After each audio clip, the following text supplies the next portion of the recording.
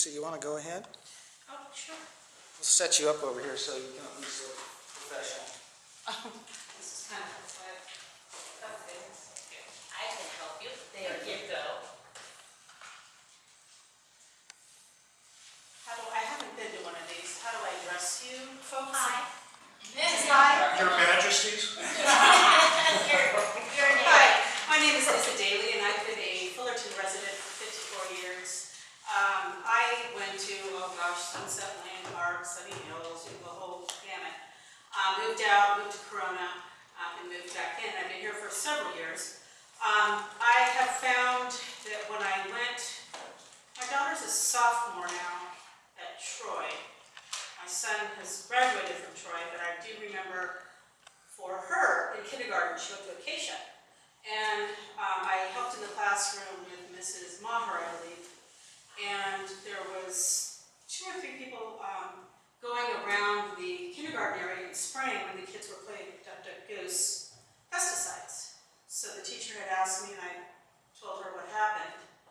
And they kind of laughed and said, oh, my wife drinks it, it's fine. And I said, can you wait till the kids get off the playground? Anyway, I went to the school board, such as yourself, got laughed at, had tons and tons of documentation, and kept going and going and going. And then time went on, but now the spray, I live across the street from Golden Hill now, and I still see the continued spraying. It's on Facebook, I have it on Instagram. Now I've got quite a nice, I have a group called Raising Voices, Not Toxins. I'm not shy, I have 25 years of sales experience, and I'm going to all of the school districts to get laughed at, but I'll be laughing at everybody else soon because of the fact that there's documentation that, you know, if they're spraying pesticides with chemical masks on, gloves, shoes, there's a concern. Also with the Roundup and the pesticides. And for the principal back then to slap a knee and say, darn it, they're spraying again, I told them not to last week. Well, this is something that it'll be documented now from now on by me. Because for me, walking my dog across the street and seeing it's still going on, boy, people just don't seem to get a clue these days. Also, too, they spray at Troy. My daughter did say that they did let them know ahead of time. She plays softball on the field, and they did let them know ahead of time to get all the stuff out. So that was good. At least there's some, you know, documentation. And I see a note here and there at some of the schools. I did fall into a coma, and I was in a coma for over probably 2 weeks from pesticide chemical spraying. I also do document the chemtrails. I have it documented a day, and every single time there's a chemtrail, I have a dog walking pet sitting business that I've had for 10 years, so I'm outside all day walking dogs. So there was another one that was posted. Again, I will post the time, the spray, what they're doing. Excuse me, yes. what is a chemtrail? Are you serious? I don't know what a chemtrail is. You guys don't know what chemtrails Never, is? I've not heard that My expression goodness. before. Wow, okay. They want to Yay. educate. Okay, well, can I just show you pictures on my phone? Well, okay, can you just explain it? Well, okay, chemtrails is a barium aluminum oxide salt crystal. They use heavy toxins, heavy metals. They use mercury, lead, all kinds of things. If you look in the sky, and they were today at 158, because I was out there, and if I see it, I happen to photograph it, and I put it on Facebook. I'm trying to raise awareness to people what's happening in our skies. People are like, oh, it's contrails, it's just from jets and fuel. Is it It's a not. product or a company? We don't know where they're coming from. They've been coming for many, many years. But I'm getting out there. So is this like the county is spraying? This is happening all over the world. Next time, if you want, I can kind of let you know when they happen. They were happening. They might still be able to see them now. It's a long line that you'll see across. You'll see probably 2 or 3, and then they crisscross. It's almost like a tic-tac-toe effect. So what would happen is the barium oxide crystals participate and then move into a direction where it's going to be like almost like a white haze. They call it geoengineering. And do I want to know about all this stuff? My dad was a chemist. He was Dr. Copeland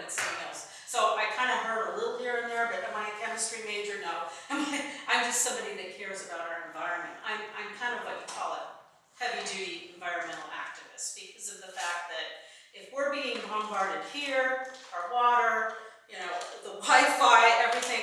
Who's, you know, no wonder we're having Alzheimer's at 50. So, chemtrails, yes, and it's very controversial, but that word doesn't even make sense to me. It's really happening. There is all over, you can Google it and things like that, and you'll see videos of it. It's all over the place. Nobody's heard of chemtrails? Okay. So, Lynn, just so you know, I started 3 minutes, about 2 minutes in, so she's about 5 minutes. Okay, we allow 3 minutes. okay, so, and also the Wi-Fi, I wanted to stand up for a moment for the Wi-Fi. I really believe that is EMF. And if we're being bombarded, people are having more heart attacks, seizures. Kids have a microwave effect, that kids are a smaller, you know, we've got to be able to understand that when we're on our phones, you guys, I haven't talked on my phone. I talk basically away because of it's very obvious. There we go. And then kids put them in their back pockets.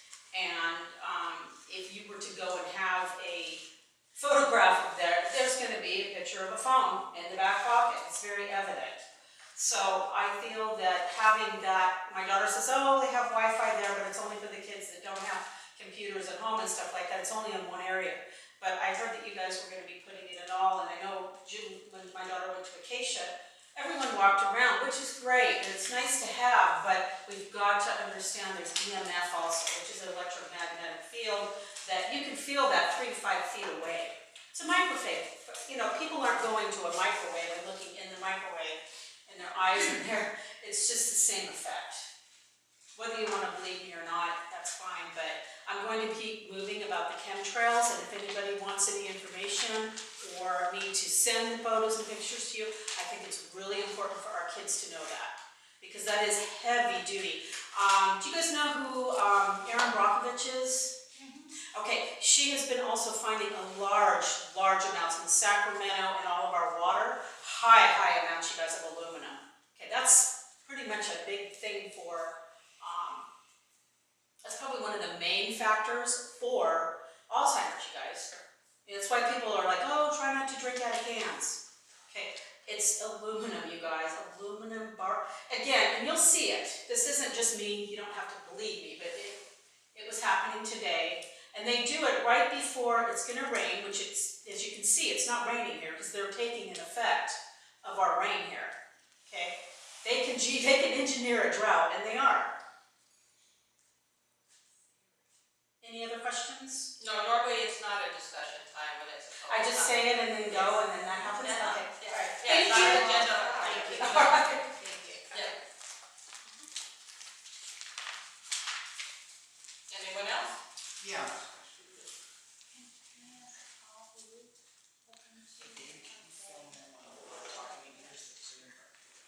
Thank you.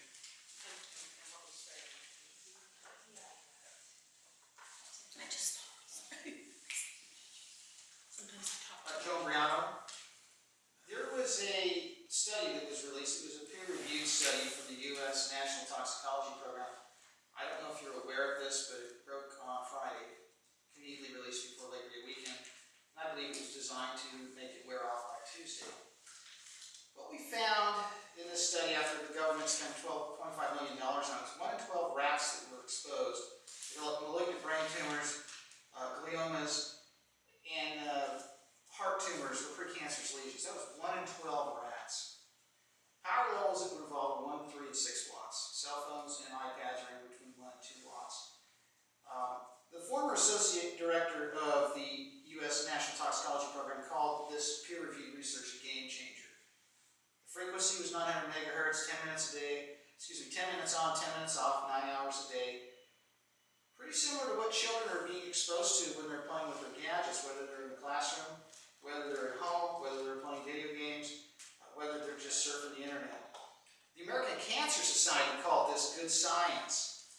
The Institute for Electricians and Electrical Engineers said that California should add radio frequency emissions to the Prop 65 list. It's interesting she brought up the pesticide application. I know you post warnings when you spray Roundup and glyphosates and all those other things.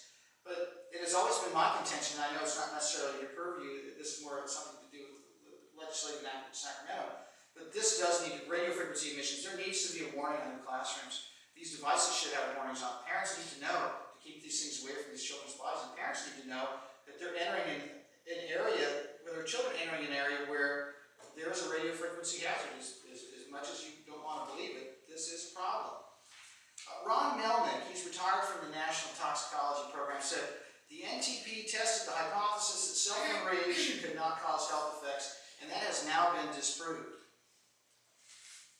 The IEE also calls the NTP study the gold standard for animal cancer assays. So, once again, it was a long-term study, and it tested male rats, and they found brain tumors, and they found heart tumors.